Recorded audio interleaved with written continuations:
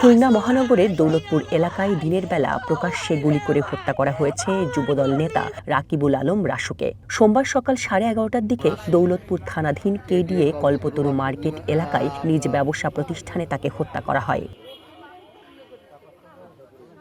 নিহত রাসু দৌলতপুর থানার যুবদলের রাজনীতির সঙ্গে সক্রিয়ভাবে যুক্ত ছিলেন। তিনি দৌলতপুর থানা ছাত্রদলের সাবেক সাংগঠনিক সম্পাদক হিসেবেও দায়িত্ব পালন করেছেন। রাসু কল্পতরু মার্কেটে ইট, বালি ও সিমেন্টের ব্যবসা করতেন। স্থানীয় সূত্রে জানা যায়, ঘটনার সময় রাসু তার ব্যবসা প্রতিষ্ঠানে বসেছিলেন।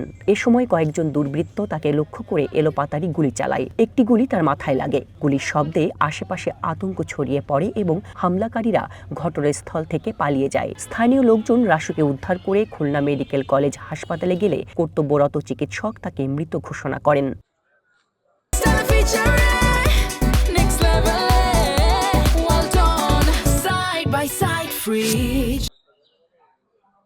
হত্যাকাণ্ডের খবর ছড়িয়ে পড়লে খুলনা মেডিকেল কলেজ হাসপাতালে নিহতের স্বজন, বন্ধু ও দলীয় নেতাকর্মীরা ভিড় করেন। স্বজনদের আহাজারিতে হাসপাতাল এলাকায় শোকাবহ পরিবেশের সৃষ্টি হয়। এই ঘটনায় স্থানীয়দের মধ্যে আতঙ্ক ছড়িয়ে পড়েছে। আপনার সে সময় তাকে ফোন দিয়ে ডেকে নেওয়া হয়েছে। ডেকে নিয়ে তার ব্যবসা প্রতিষ্ঠানের সামনে এনে তাকে গুলি করা হয়েছে, এইটুকু আমরা জানি। তার মাথায় গুলি করা হয়েছে এবং তার যে আপনার কর্মচারী ছিল তাকেও আরেকজন অস্ত্র ঠেকিয়ে দাঁড় করিয়ে রেখে তাকে গুলি করা হয়েছে। আমরা আসলে খুলনাবাসী উদ্বিগ্ন যে প্রতিনিয়ত তো হত্যাকাণ্ড সংঘটিত হচ্ছে। হত্যাকারীরা নির্বিঘ্নে পার পেয়ে যাচ্ছে বলে নতুন করে আবার হত্যা সংঘটিত হয়েছে। নির্মম হত্যাকাণ্ডের পর নিহতের বাবা শরীফ আনাম বলেন, অতীতের নানা ঘটনার মতো এই হত্যাকাণ্ডেরও বিচার হবে না বলেই মনে করেন তিনি। রাজনীতির সাথে কখনো আপোষ করিনি। এটাই হচ্ছে আমার সত্য থাকলে এখান থেকে হয়তো কোনো কিছু হতে পারে, না হলে না। কিন্তু এইরকম মেরে ফেলে দেওয়ার মতো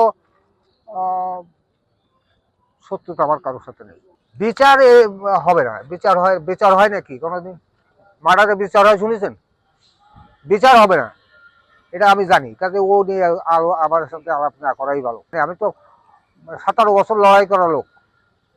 আমি 3 ছেলেরে একসাথে নিয়ে জেল খেটেছি। এক দড়ি দিয়ে 3 ছেলেরে আর আমার বেঁধে নিয়ে কোর্টে নিয়ে আসছে জেলখানা থেকে। আমি তো সেই লোক। খুলনা সিটি কর্পোরেশনের প্রশাসক নজরুল ইসলাম মঞ্জু এই হত্যাকাণ্ডের নিন্দা ও প্রতিবাদ জানিয়েছেন। খুলনা আইনশৃঙ্খলা পরিস্থিতির চরম অবনতি ঘটেছে। রাসু বিগত গণতান্ত্রিক আন্দোলনে রাজপথের সাহসী যোদ্ধা ছিল, জেল খেটেছে, জুলুমের শিকার হয়েছে। একটা প্রতিবাদী সাবেক ছাত্রকর্মী, পরে যুবদলের কর্মী। এই পরিবারটাই বিগত সরকারের আমলে নানান জুলুমের শিকার হয়েছে।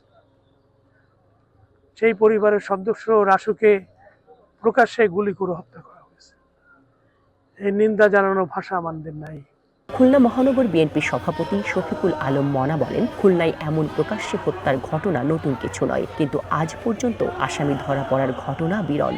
অনেকেই হত্যা করা হচ্ছে খুলনা শহরে, কিন্তু কোনো আজ পর্যন্ত পুলিশকে শুনতে আমরা শুনি নাই যে অমুক মামলার আসামি ধরা পড়েছে বা ব্যবস্থা নেওয়া হয়েছে, বা এই যাতে এ ধরনের ঘটনা না ঘটে তার জন্য ব্যবস্থা কোনো কিছু দেখি।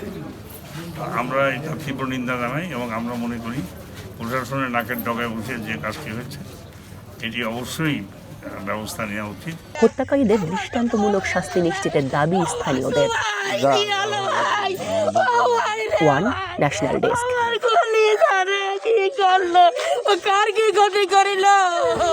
আমার